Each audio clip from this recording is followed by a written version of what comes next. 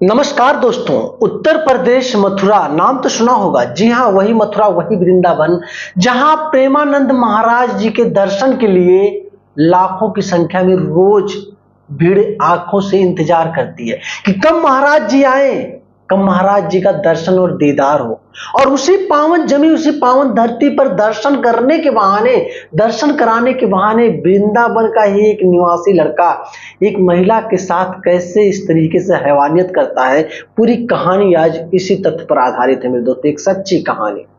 दरअसल जो कहानी की शुरुआत होती है, जिस महिला की मैं बात करने वाला हूं, ये महिला आगरा की रहने वाली होती है। एक युवती, एक लड़की, ये आगरा की रहने वाली होती है। सोशल मीडिया के माध्यम से इस लड़की का जो मित्रता होता है, फ्रेंडशिप होता है, वृंदावन के ही रहने वाले सुंदरम राजपूत नाम के एक व्यक्ति से हो जाता है, जो इनका वृंदावन के राधा निवास में रहने वाला था वो सुंदरम राजपूत। और धीरे धीरे करके सोशल मीडिया से इतनी अच्छी फ्रेंडशिप हो जाती है उस लड़की में और सुंदरम राजपूत के बीच में कि सुंदरम राजपूत ये दावा करने लगता है उस लड़की से कि अगर वो लड़की मिलना चाहे प्रेमानंद महाराज जी से, तो ये सुंदरम राजपूत पर्सनली ले जाकर उस लड़की से महाराज जी से मुलाकात करवा देगा। लड़की जब ये बात सुनती है कि वो डायरेक्ट महाराज जी से आराम से बैठकर अपने मन की बात कह सकेगी, उनका दर्शन कर सकेगी, उनका आशीर्वाद ले सकेगी, लड़की बड़ी खुश हो गई। फिर 10 अगस्त के दिन सुंदरम राजपूत फोन से यही कहता है कि जो भी कुछ होगा सोच कर बताना, मैं महाराज जी से मिलवा दूंगा, मेरे दाएं बाएं हाथ का खेल है। वो लड़की बड़ी खुश हो गई। धीरे धीरे करके समय बीतता गया। 12 सितंबर का दिन आ गया। 12 सितंबर के दिन सुंदरम राजपूत लड़की के पास फोन करता और कहता है, तुमने कुछ बताया नहीं, सिर्फ रोज बात करती हो, हाल चाल होता हम लोगों के बीच में, लेकिन महाराज जी से जो मिलने वाली बात तुम कह रही थी उसके बारे में तुमने तो कभी चर्चा ही नहीं किया। लड़की ने कहा, हाँ मैं तो भूल गई, लेकिन मुझे आना पड़ेगा उतना दूर। लड़की ने कहा, कोई दिक्कत नहीं, तुम आओ तो सारा अरेंजमेंट मैं कर दूंगा। अगर तुम मिलना चाहती हो, मैं तुम्हारा दोस्त हूं, मैं तुम्हारा फ्रेंड हूं, क्या मैं महाराज जी से मिलाने के लिए इतना नहीं कर सकता? तुम बिल्कुल चली आओ, मैं पूरा अरेंजमेंट कर रहा हूं। लड़की ये बात जब सुंदरम राजपूत की जुबान से सुनती है, लड़की बड़ी खुश हो जाती है। चलो कम से कम वृंदावन जैसी पावन जमी का रहने वाला कोई लड़का इतना परेशान है जो लड़की को डायरेक्ट महाराज जी से मिलाना चाहता है। लड़की भी अपना बोरिया बिस्तर बांधती है, भैया जो भी उसको 1-2 सेट कपड़े रखने होते हैं, और अपने भाई को लेकर के वो सीधा वृंदावन के लिए निकल आती है।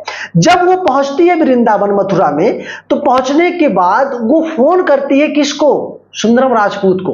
तो सुंदरम राजपूत तुरंत गाड़ी में आके बैठ लेता है और कहता है, बाइक से रहता है, और कहता है फिर इस लड़की के भाई से कि तुम गाड़ी से सीधा इस जगह पर चल के रुको, मैं इनको बाइक से लेकर चलता हूं, मिला करके डायरेक्ट आश्रम छोड़ करके, और फिर मैं तुम्हें आके रिसीव कर लेता हूं, तुम इसी जगह पे खड़े रहो।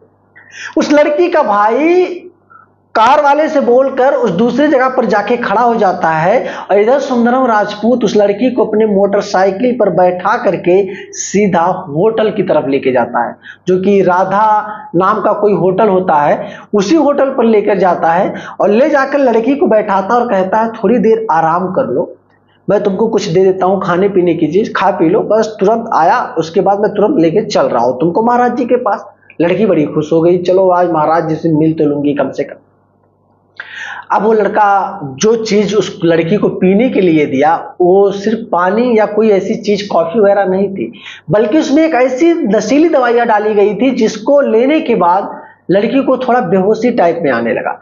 लड़की जैसे उसको पीती है, ठीक 15 से 10 मिनट के अंदर लड़की का सर घूमने लगा, भारी भारी लगने लगा। उसके बाद वो लड़की को कहता है, तुम परेशान मत हो, तुम इतना दूर से सफर करके आई हो, तुमको थोड़ा चक्कर आ रहा होगा, आराम से चलो कमरे के अंदर वहीं लेट जाओ, और जब तुमको थोड़ा रिलैक्स होगा, अच्छा लगने लगेगा कि हाँ तुम सही हो, तब फिर चलेंगे महाराज जी से, मैं दर्शन करा दूंगा। वो लड़की सीधा उस लड़के के सहारे जाती है उसी होटल के एक कमरे में, और उसी कमरे में जाकर बैठती है, और धीरे धीरे करके लड़की को थोड़ा बेहोशी, क्या समझ लो 70-80% बेहोशी आ जाता है। उसके बाद वो सुंदरम राजपूत अपना मोबाइल फोन एक ऐसे डायरेक्शन में रखता है ताकि वो लड़की के साथ जो भी कुछ कृत्य करे, जो भी हैवानियत करे, कुछ भी करे, वो सारा चीज उस मोबाइल फोन में रिकॉर्ड होना चाहिए। उसी डायरेक्शन में वो रख देता है। उसके बाद आगरा से आई हुई उस लड़की के साथ सुंदरम राजपूत, जो कि वृंदावन का निवासी था, उस लड़की के साथ गलत काम करता है।